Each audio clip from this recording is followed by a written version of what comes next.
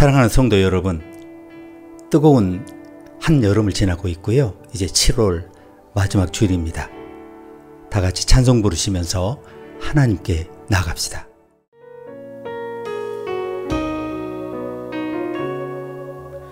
우리들을 위하여 십자가에 못 박혀 모든 죄를 용서하사 의인 삼아 주신 주, 어떤 일이 있어도 나를 버리지 않고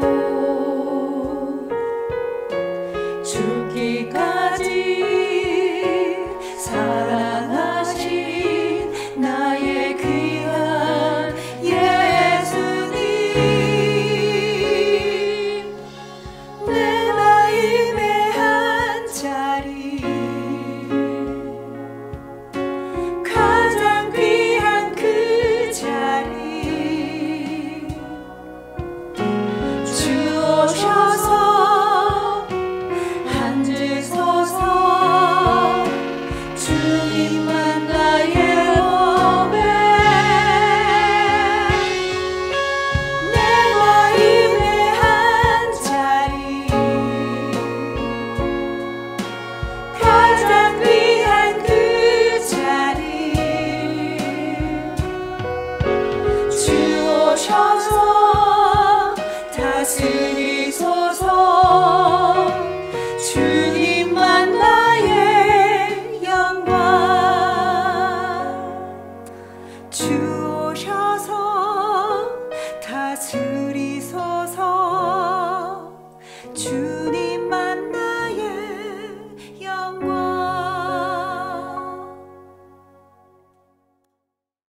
하나님 아버지, 우리에게 큰 은혜를 베푸시고 그 은혜 가운데 한 주를 경영케 하신 것을 감사합니다. 해요 방패신 하나님을 찬송합니다. 가장 좋은 것, 선한 것으로 우리를 채우시며 인도하시는 하나님의 풍성한 열매에 감사합니다. 다가오는 한 주와 또 그 이후를 주님께 위탁합니다.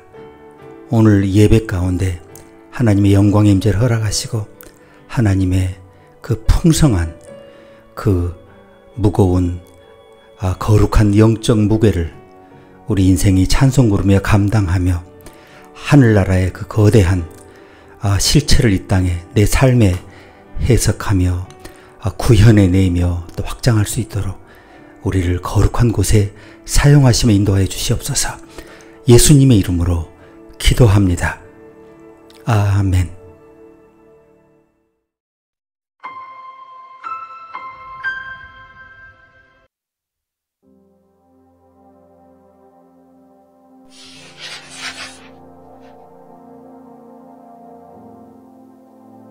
여호와 하나님은 해요 방패시라. 여호와께서 은혜와 영광을 주시며 정직히 행하는 자에게 좋은 것을 아끼지 아니하시나니.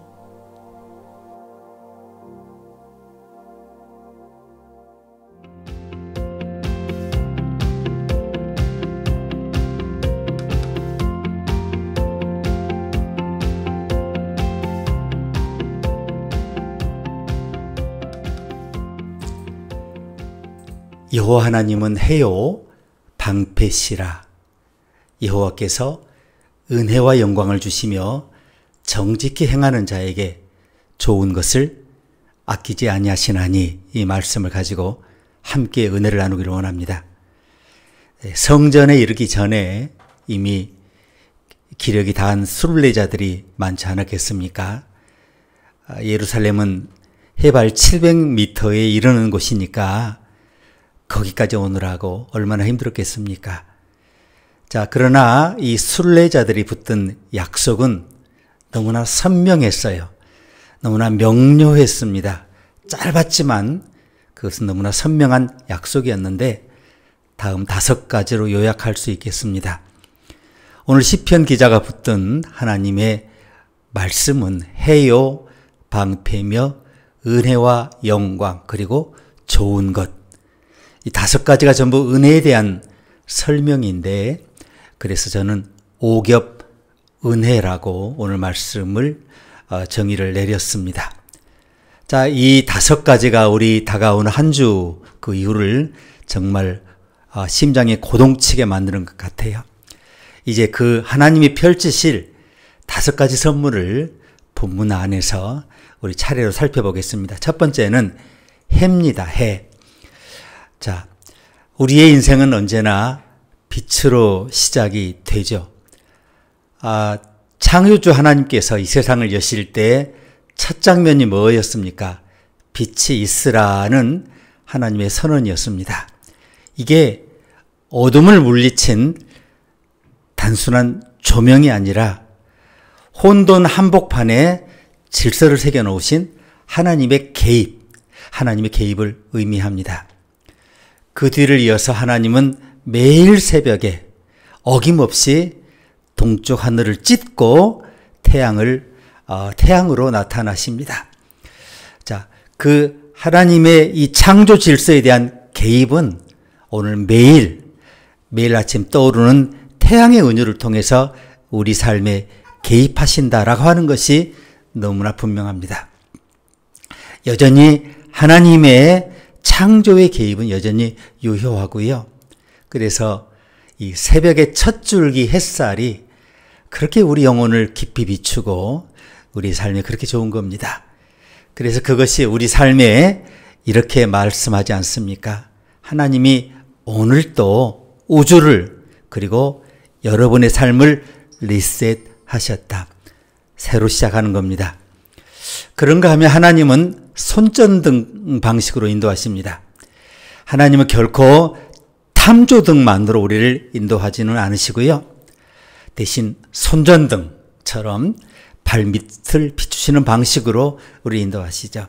시편 119편 105절은 내 발의 등이요 내 길의 빛이라고 표현해냅니다.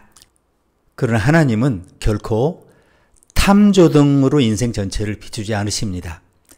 대신 손전등 같은 그런 작은 빛의 계시로 우리 발밑을 비추시며 인도하시죠. 시편 109편 105절은 이를 내 발의 등이요 내 길의 빛이라고 표현하죠. 우리 눈에는 답답하게 느껴질 수 있지만 사실 그 작은 빛이 은혜입니다. 한꺼번에 모든 걸 알게 되면 어떻게 돼요? 이게 그 넓은 그 광량한 세상에서 눈이 멀어서 주저앉기 쉬워요. 하나님 먼저 순종으로 한 걸음을 디뎌 봐라 이렇게 요청하시면서 그때마다 순종하는 만큼 다음 칸을 열어주십니다. 자, 빛이 스며드는 순간 막연한 공포가 진짜로 그림자처럼 도망가죠. 얼마나 빨리 도망가는지 빛이 나타날 때 사라지는 어둠의 속도를 한번 측량해 보시기 바랍니다. 여호와는 나의 빛이요 나의 구원이시니 내가 누구를 두려워하리요. 다윗이 이렇게 외쳤죠. 자, 빛은 여러분 시각적인 현상이 아니라 하나님의 구원이 침투하는 진짜 통로 같은 거예요. 방향을 잃은 영혼이 방황하는 영혼을 묶어두는 적이 어둠이잖아요. 어둠은 방향을 모르게 해요. 어둠은 공포를 조장해요. 불안을 조장해요. 알 수 없는 적 불안, 알 수 있는 적 공포, 그런 방식으로 우리를 옴짝달싹 못하게 하는데 그 막연한 두려움, 구체적인 두려움이 빛이 들어오면 어떻게 돼요? 순식간에 사라짐을 느끼게 됩니다. 적은 빛 앞에서 더 이상 설 자리를 잃게 되죠. 그래서 이 첫 번째 여호와 하나님은 해라고 하는 이 구절을 우리 삶에 적용하는 3가지 방법을 제가 한번 생각을 해봤는데요. 새벽에 30초를 고백하는 겁니다. 아침 첫 햇살이 창을 스칠 때, 여러분 마음의 창을 스칠 때 잠시 눈을 감고 기도하시기 바랍니다. 주님, 오늘 내 길을 비추어 주옵소서. 단 몇 초지만 그 순간 우리의 하루의 내비게이션을 누구에게 맡겨요? 주님께 맡겨드리는 것이 됩니다. 둘째는 한낮에 손전등 알람을 스마트폰에 이렇게 장치해 놓는 겁니다. 점심 무렵 휴대전화에 알람을 하나 설정을 하는 거예요. 이름을 손전등 이렇게 적어 놓으시기 바랍니다. 알람이 울리면 즉시 오늘 한 묵상 가운데 마음에 딱 걸려있는 그 구절을 끄집어내서 소리내 읽으시길 바랍니다. 예를 들어 주의 말씀은 내 발의 등이요 내 길의 빛이니이다. 그러면 어떻게 돼요? 내 마음에 떠들썩하게 했던 소란을 일으키던 어두움들이 잠시 순식간에 사라지고 발밑 계시가 손전등 계시가 시야를 다시 정렬하게 해줍니다. 나아갈 길을 보여주시는 거죠. 세 번째는 밤에 빛이 닿지 않는 영역을 점검하는 겁니다. 잠들기 전에 하루를 돌아보면 아직 어두움이 남아있는 내 영혼의 부분이 보이지 않습니까? 답답했던 대화, 말이 통하지 않았던 대화, 해결되지 않은 불안, 그리고 반복되는 죄책감, 내려놓지 못한 불순종, 그 옆에 어울리는 성경 한 구절을 찾아서 조용히 입술로 되뇌이면서 내 마음에 적용하는 겁니다. 자, 그렇게 될 때 그것이 또한 그 어두운 밤에 또한 손전등이 돼서 미뤄두었던 순종의 한 걸음을 예비하게 돼요. 내일은 순종하리라. 그래서 해가 떠오르듯 우리의 순종이 떠오를 때 하나님께서 우리의 빛이 되어 주십니다. 작은 불빛처럼 주어진 한 칸 한 칸의 순종이 이어질 때 하나님이 끊임없이 다음 칸을 밝혀주십니다. 그래서 우리는 매일 두려움이 아닌 담대함으로 우리 인생의 여정을 계속 펼쳐나갈 수 있게 됩니다. 오늘도 하나님의 빛이 여러분 앞을 이렇게 활짝 비춰주시길 바라고요. 두 번째는 하나님의 은혜는 방패로 나타납니다. 근데 그냥 방패가 아니라 왕의 문장이 새겨진 방패입니다. 자, 출근길 승용차 안 혹은 지하철 안, 자, 알림음조차 꺼둔 휴대전화 화면에 자꾸 내 마음이 비추는 것 같아요. 오늘도 내가 혼자 버텨야 하나, 말통하는 사람이 없고 이 고민을 누구하고 나눌 수 있을까? 그런 게 있지 않나요? 자, 이 속삭임이 불청객처럼 찾아와서 내가 혼자구나, 소외되었구나, 버려졌구나, 인생의 삶이 오늘 하루에 내가 해야 할 책임이 너무나 버겁게 느껴지지 않습니까? 어깨를 움츠러들게 만들지 않습니까? 바로 그 지점에서 하나님께서 정면으로 우리를 바라보시면서 단호히 말씀하시죠. 두려워하지 말라. 나는 너의 방패요. 지극히 큰 상급이니라. 창세기 15장 1절 말씀이죠. 고대 전장에서는 방패가 단순한 보호구가 아니었어요. 방패 표면에 왕의 문장이 새겨졌습니다. 혹은 왕의 문양이 새겨져 있어요. 내가 누구의 군대인가를 표시하는 거죠. 자, 왕은 병사에게 방패를 건너면서 무언의 선언을 한 겁니다. 이 전쟁은 내가 혼자 감당할 싸움이 아니고 내가 함께하는 싸움이야. 이 전쟁은 너의 싸움이 아니라 나의 싸움이야. 자, 너의 이름 뒤에, 내 명예 뒤에 내가 서 있을 거야. 자, 그래서 하나님께서 오늘 우리에게 들려주시는 그 메시지도 동일합니다. 내 문양이 새긴 방패를 너의 손에 쥐어준다. 앞으로 날아올 모든 시선과 음모는 나를 통과해야만 한다. 자, 이렇게 하나님께서 우리에게 말씀하시고요. 방패 뒤에 서면 우리는 본능적으로 몸을 웅크리죠. 그렇죠? 부끄러운 실패, 반복되는 실수, 과장된 소문이 누군가의 활시를 떠나서 우리를 날아올 때, 우리를 조롱할 때 특히 그렇습니다. 다윗은 10년을 도망 다녔는데요. 주로 동굴 속에 많이 숨었습니다. 동굴마다 숨어 도망 다닐 때 여호와는 나의 방패시요 나의 영광이시며 내 머리를 드시는 분이시니이다. 이렇게 말씀을 하죠. 움츠러들지 않았어요. 머리를 들었어요. 하나님의 방패는 고개를 숨게 하는 그런 부끄러운 장치가 아니라 고개를 들어 당당히 서게 하는 리프트. 하나님 보호가 우리의 자존감을 높입니다. 우리를 향해 날아오던 화살이 스치기도 전에 잿더미로 화살이 바뀌고요. 마음속 스피커가 크게 외칩니다. 여전히 우리는 하나님의 전선에 서 있다. 나보다 앞서 그분의 방패가 나를 지킨다라고 말이죠. 사도 바울도 믿음의 방패로 악한 자의 모든 불화살을 소멸하라 그러죠. 오늘 우리를 겨누는 불화살이 실제한다는 거죠. SNS에 악플을 겪는 분이 있습니까? 자, 실패 플래시가 막 터지고 있습니까? 넌 안 돼라는 내면의 비아냥을 여러분 듣고 있습니까? 그러나 방패 뒤에 함께 숨는 우리는 이걸 기억해야 해요. 화살촉이 내 가슴에 꽂히기 전에 그 불화살의 불길이 꺼지고요. 불화살이 다가왔지만 남는 것은 잿더미 뿐이라는 거죠.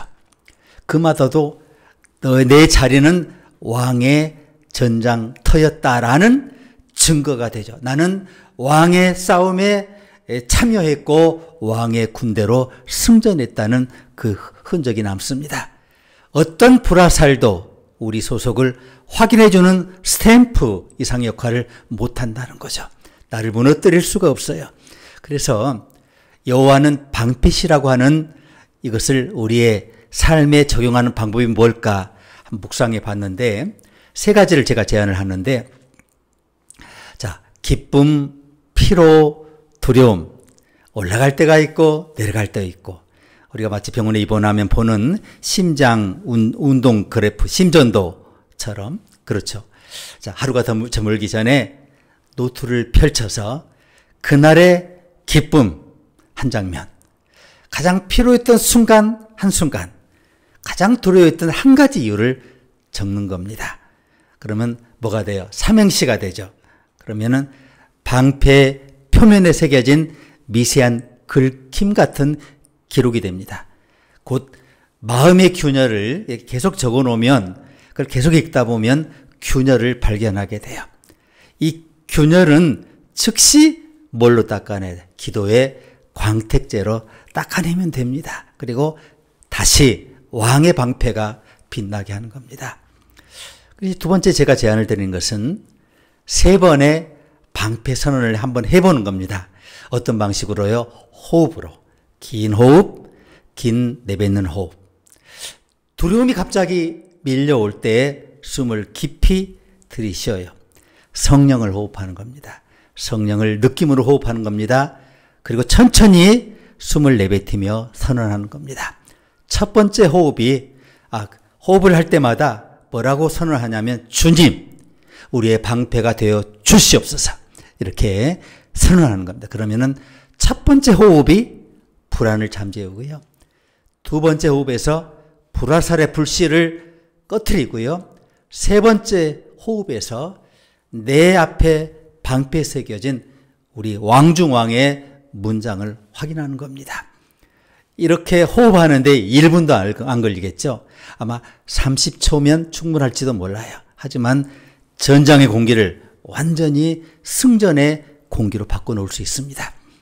그리고 이제 세 번째 제안하는 것은 방패연합 기도회로를 만드는 건데, 최소 3사람, 어느 가정이든 3사람은 넘지 않습니까? 방패연합을 구성하는 겁니다.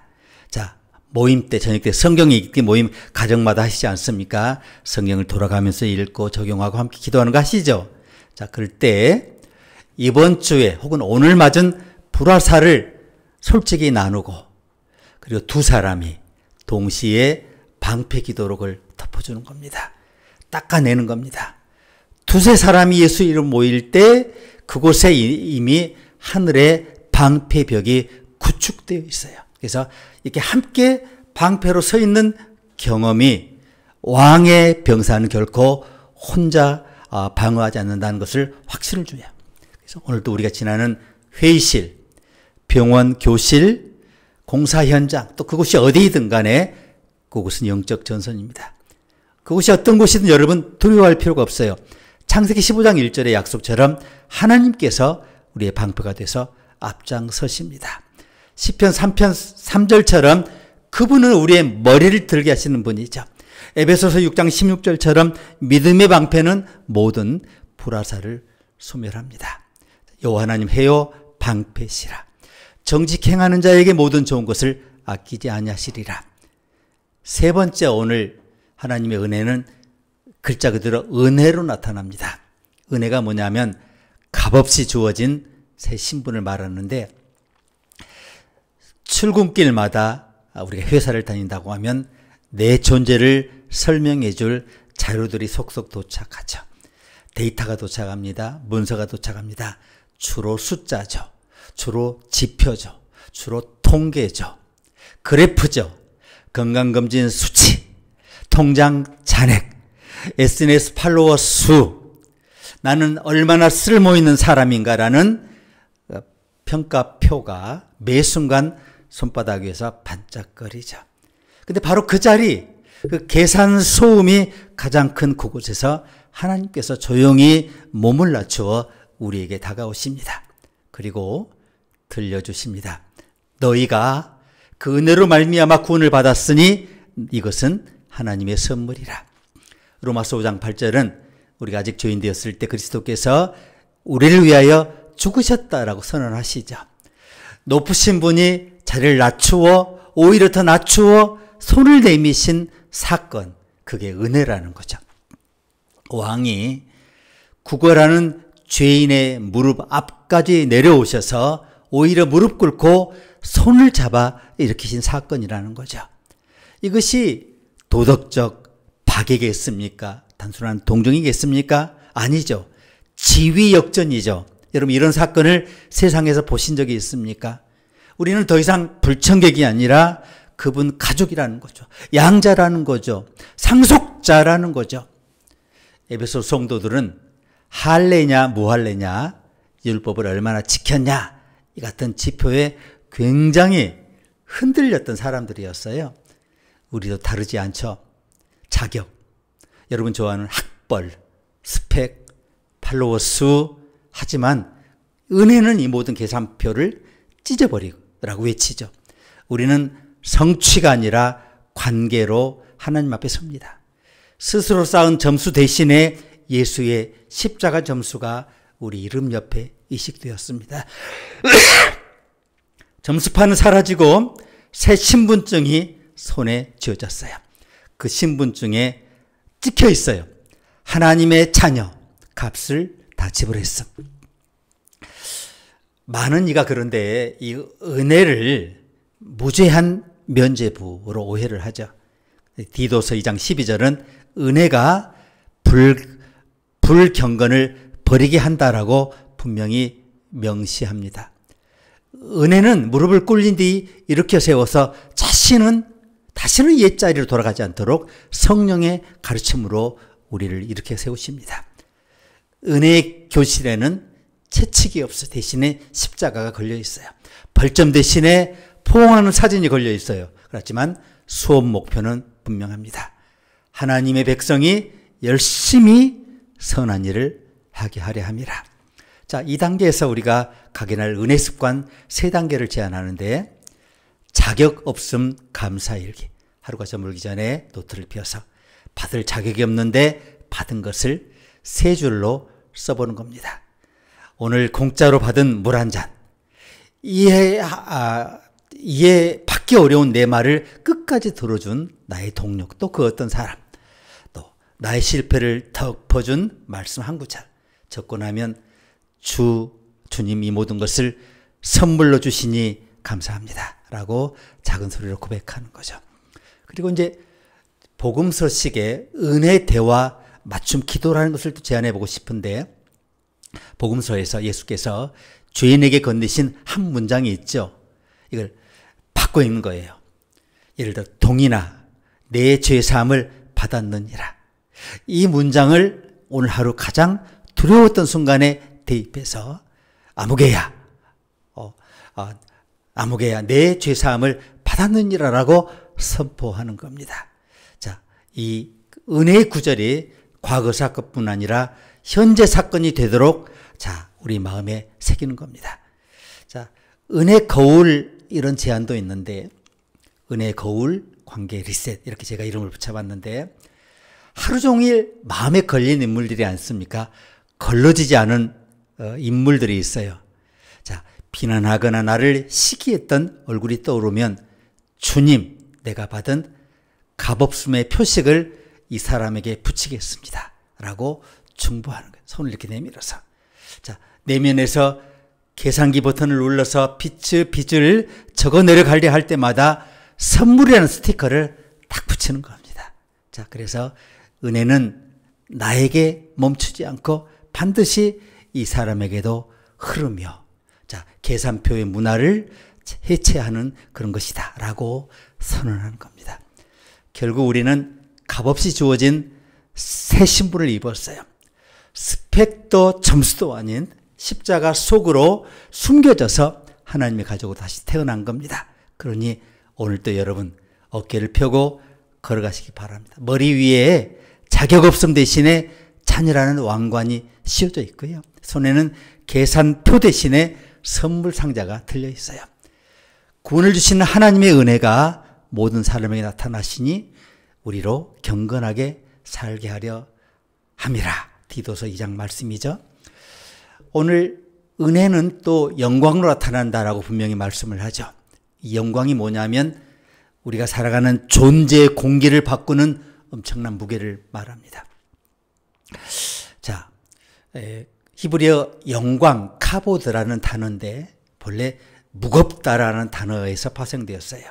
그러니까 영광은 뻥튀기처럼 막 휘황찬란한 불꽃 쇼를 벌이는 그런 휘황찬란함이 아니고요. 공기의 밀도를 무겁게 바꾸는 하나님의 임재 형식입니다. 예배 중 이유 없이 눈시울이 뜨거워지잖아요. 말씀을 읽다 문득 시간이 느르게 흐르는 듯한 정적이 찾아올 때가 있지 않습니까? 바로 그 순간이 온 땅에 충만한 하나님의 영광이 스며드는 그 흔적이에요. 우리는 음악을 멈추지 않았는데도 숨소리만으로도 공간이 가득한 듯 느낍니다. 영광이 밀려오면 우리의 작은 자랑이 먼저 공중에 떠올라요. 자, 형광등 아래 먼지처럼 반짝이다가 그게 사라지고요. 그날을 대신 채우는 게 뭡니까? 일상의 사소한 행위가 지나는 거룩한 그분의 무게. 내 삶을 지탱해 준 하나님의 영광의 무게가 눈앞에 펼쳐집니다. 요한복음 1장 14절은 말씀이 육신이 되어 우리 가운데 거하셨다라고 증언하죠. 하늘의 가장 무거운 존재가 인간의 가장 평범한 몸을 입고 이 땅에 오신 거예요. 덕분에 우리는 이메일을 쓰고 아이에게 밥을 먹이고 지하철 손잡이를 잡아 당기는 사소한 동작 속에서 성육신의 밀도를 옮겨놓고 그분의 임재 속에 하루를 살아갈 수 있는 거예요. 거울 효과라는 게 있는데 바울이 고린도후서 3장 18절에서 우리가 다 주의 영광을 보매 그랬거든요. 같은 형상으로 변화한다 이렇게 썼어요. 자, 영광은 스포트라이트처럼 비추지만 동시에 거울처럼 우리 모습을 조각해요. 자, 영광을 자주 바라보는 사람은 어떻게 되겠어요? 결국 영광의 굴곡을 닮아가요. 영광은 감탄사가 아니에요. 거기서 끝나면 안 돼요. 정체성 가이드예요. 매뉴얼이에요. 우리는 어떤 거울 앞에 설지를 선택함으로 어떤 사람으로 빚어질지를 여러분 스스로 결정하는 겁니다. 현대적인 실천 로드맵을 제가 말씀을 드리겠습니다. 예를 들면 정오 10분 정적 알림 뭐 이런 아이디어가 있는데 가장 분주한 시간대 예를 들면 12시 반 얼마나 바빠요. 스마트폰 알림을 설정하고 모든 알람을 끄고 헤드폰도 벗고 모든 걸 내려놓고 10분 동안 고요히 앉아있는 숨소리와 실내 공기의 무게만 느끼면서 주님의 영광이 이 공간을 가득 채우십니다 라고 마음속으로 고백하고요. 이 정적이 영광의 밀도를 체감하는 그런 훈련실이 되는 겁니다. 그 짧은 순간에. 자, 또 영광의 흔적 실시간 캡처 이런 방식을 또 제안하고 싶은데 예를 들어 하루 종일 뜻밖의 찾아오는 감동 있지 않아요? 눈물 있지 않나요? 그런 깊은 고요가 있지 않습니까? 스마트폰 메모나 음성 녹음으로 즉시 기록을 남기는 거예요. 예를 들어 회의 중 누군가의 진심 어린 미안함에서 느끼는 울림, 엘리베이터 거울 앞에서 떠오르는 말씀 구절, 그날 밤 기록을 모아서 영광의 흔적 일기, 이렇게 스티커를 붙여놓고 감사 기도를 첨가하는 겁니다. 이렇게 작은 파편들이 모이면 한 주가 끝날 즈음 우리 삶의 밀도 지도가 완성되는데 그게 하나님의 영광의 밀도가 됩니다. 그리고 이제 가장 중요한 게 거울 바꾸기 선언 기도라는 건데, 자기 전에 침대에 누워서 하루를 이렇게 상기하잖아요. 이제 복귀할 때 마음을 가장 흔든 화면이 있지 않아요? 떠오르는 화면들, SNS 피드라든가 뉴스라든가 광고를 떠올리고 그 장면 위에다 고린도후서 3장 18절을 덮으며 선언하시기 바랍니다. 주님, 제가 오늘 바라본 이 얼굴이 아니라 주의 영광을 거울 삼아 저를 빚어주소서. 이렇게 거울을 바꿔주십시오. 기도를 마치면 새벽에 눈을 떴을 때 우리는 전날과 다른 각도로 영광을 반사할 준비가 된 겁니다. 그래서 우리가 선택한 고요, 기록, 선언 속에서 공기의 밀도가 바뀌어요. 호흡의 밀도가 바뀌어요. 가벼운 자랑이 증발하고 사소한 행위가 무게를 얻고 우리의 내면도 바라보는 형상을 따라 조용히 하나님의 형상으로 조각되는 거예요. 그리고 어느 순간 우리가 깨닫게 돼요. 그의 영광이 온 땅에 충만한 것이 아니라 우리 호흡에 충만하다는 걸 깨닫게 돼요. 오늘 은혜의 마지막 퍼즐을 제가 여러분 말씀드려요. 좋은 것.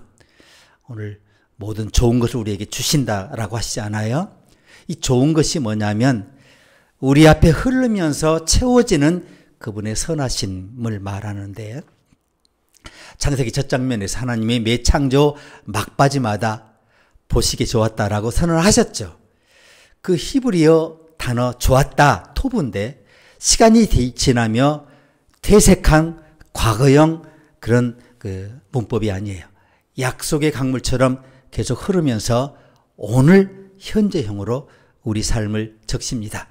그래서 야고보서 1장 17절을 보면 각양 좋은 은사가 위로부터 내려온다라고 그렇게 선언됩니다.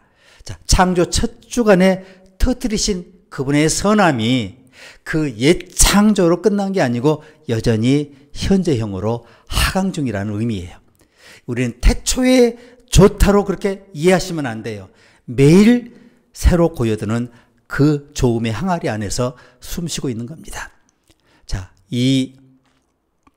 그런데 오늘 본문 11절을 보니까 정직히 행하는 자에게 좋은 것을 아끼지 않으신다고 약속합니다. 여기서 정직히 행하는 자, 탐임이라는 단어인데 겉과 속이 분리되지 않는 것, 이거를 온전함이라고 그러는데 이 투명함, 이것이 이 선함에 그분의 선함이 들어오는 폭을 넓혀주는, 유량을 넓혀주는 그런 것이 돼요. 파이프가 돼요. 이 반대로 숨김 혹은 이중성은 복의 흐름을 막는 이물질이 돼요. 그래서 진실한 마음은, 정직한 마음은 자, 선한 선물이 흐를 통로를 시원하게 뚫어주고 넓혀줘요. 우리가 누구 앞에서도 동일한 얼굴을 유지할 때, 특히 하나님 앞에서 유지할 때 그분의 토부가, 그분의 선함이 막힘없이 콸콸콸콸 솟구치며 우리 삶에 흘러오며 적용되는 겁니다. 자, 이 선함은 수만할 때에 굉장히 충만해주는 속성이 있는데 시편 34편 10절을 보니까 부족함이 없다라는 표현이 있어요. 자, 이게 무한정 저장 창고를 약속하는 게 아니고요. 끊임없는 순환을 약속하는 순환. 흘려보낼 때 다시 채워진다는 의미예요. 강물이 그렇지 않습니까? 강물이 고여있으면 뭐가 돼요? 썩은 물이 되잖아요. 선함은 우리 안에 고여있으면 썩지만 흘러가면 은혜의 큰 물줄기가 돼요. 주는 만큼 부족이 해소가 되고 흘러가는 만큼 충만이 더욱 확산되는 겁니다. 우리 일상에서 선함을 순환시키는 세겹 실천이 있는데, 자, 새벽에 선함을 예고하는 기도를 드리는 방식이 있어요. 눈을 뜨자마자 잠시 창밖을 쳐다보면서 한번 이렇게 속삭여 보시기 바랍니다. 주님, 오늘 제 삶에 이미 준비하신 좋은 것들로 감사합니다. 이 짧은 선언이 오늘 받을 선물, 은사에 대한 기대를 우리의 의식 위로 끌어올리는 거예요. 하루 전체를 선함을 환대하는 모드로 바꾸는 거예요.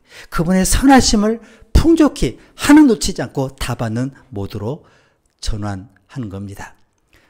두 번째 방식은 토부 탐지, 그분의 선하심 탐지 도전, 챌린지를 하는 겁니다. 점심 이후 3시간 동안 휴대전화 알림을 토부 탐지로 설정을 하고요. 알림이 울릴 때마다 그 순간 주변에서 눈에 띄는 그분의 선함을 막 찾아보는 겁니다. 동료의 조용한 배려, 식탁 위에 따뜻한 국물, 계단 난간을 잡아주는 그 따뜻한 손, 발견 즉시 속으로 고백하시기 바랍니다. 이것도 위에서 내려온 토부다. 정직한 관찰의 렌즈를 통해서 이 선함의 파이프를 내 생활 공간으로 이렇게 확장시키는 겁니다. 이제 밤이 됐습니다. 토부, 회개, 그러니까 죄를 고백한다는 의미가 아니고 계산하는 의미의 회개 일기를 쓰는 겁니다. 잠자리 들기 전 오늘 하루 스쳐간 선함 가운데 대표적인 3가지를 일기에 기록을 하는 거예요. 먼저는 받은 토부, 내가 공급받은 선물, 그리고 두 번째 내가 전한 토부, 내가 흘려보낸 작은 친절, 세 번째는 놓친 토부가 있을지 않겠습니까? 무심히 지나쳐버린 기회, 내가 영적으로 예민하지 못해서. 마지막 항목에 대해서 내일 다시 순환하겠습니다, 흘려보내겠습니다라는 다짐을 적으면서 기도를 마무리하는 거예요. 이게 선함이 고여있지 않고 끊임없이 돌도록 내 인생의 배관을 점검하는 시간을 갖는 겁니다. 그래서 토부는 말이죠, 그분의 선하심은 저장고가 아니에요. 그분의 강물입니다. 새벽의 기대, 정오의 탐지, 밤의 회개, 이 세겹 실천을 통과하면서 우리가 발견하는 게 뭐예요? 하나님이 보시기에 심히 좋았더라, 이런 인생이 되어가는 겁니다.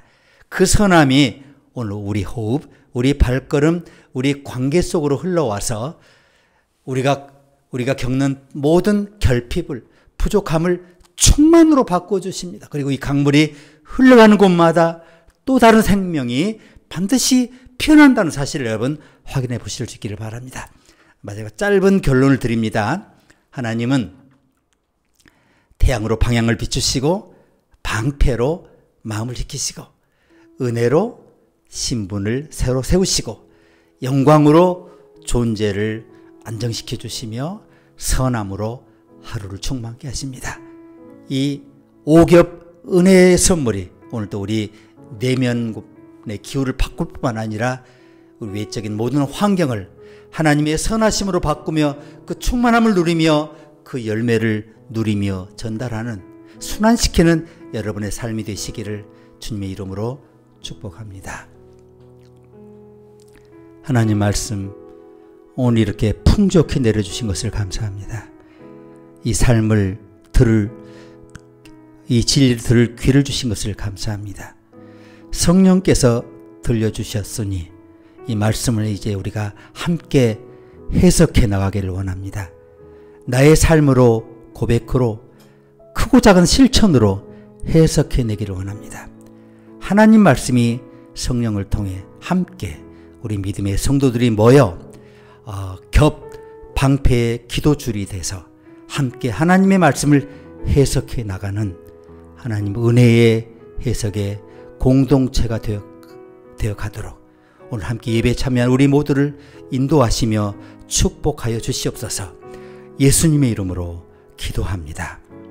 아멘.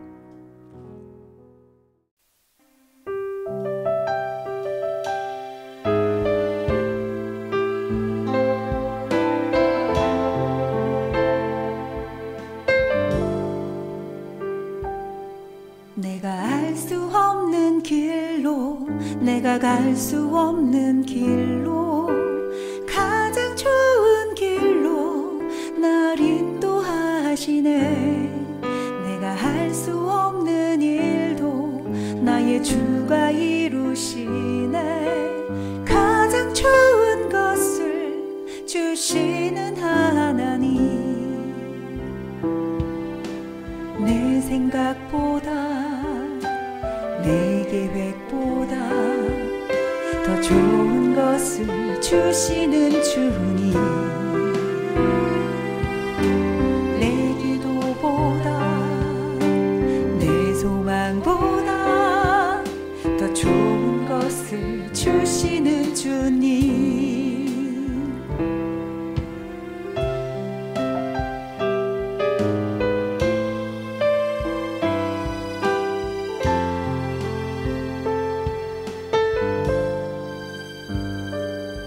내가 알 수 없는 길로, 내가 갈 수 없는 길로, 가장 좋은 길로 날 인도하시네.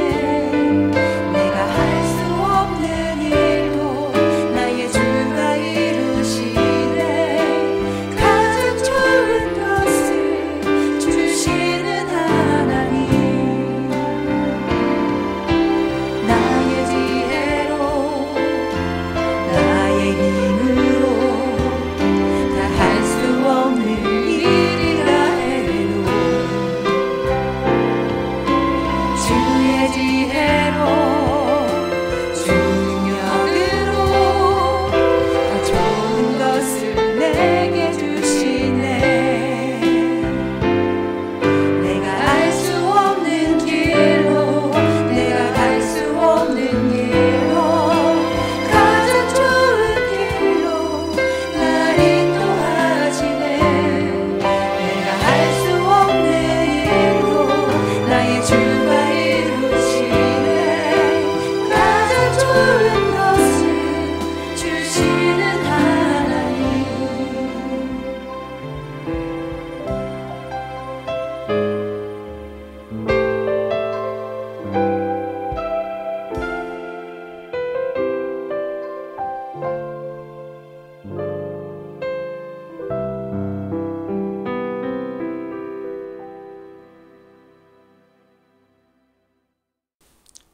지금은 우리 구세주 예수 그리스도의 크신 은혜와 하나님 우리 아버지의 놀라우신 사랑과 옛 창조를 이루시고 오늘 우리 안에 새로운 사람을 이루어 가시는 새 창조의 성령님의 놀라운 권능이 오늘 하나님의 옥외보내를 받아 그 삶을 내 삶으로 해석해내며 열매를 만들어내며 순환시키며 그 은혜의 강줄기가 큰 바다를 이루도록 그 끊임없이 나를 그분의 거울 앞에 조각하며 그분의 영광이 충만한 삶으로 살아드리고 다짐하는 주의 종들 머리 위에 이제로부터 영원토록 함께 계시기를 간절히 축원하옵나이다.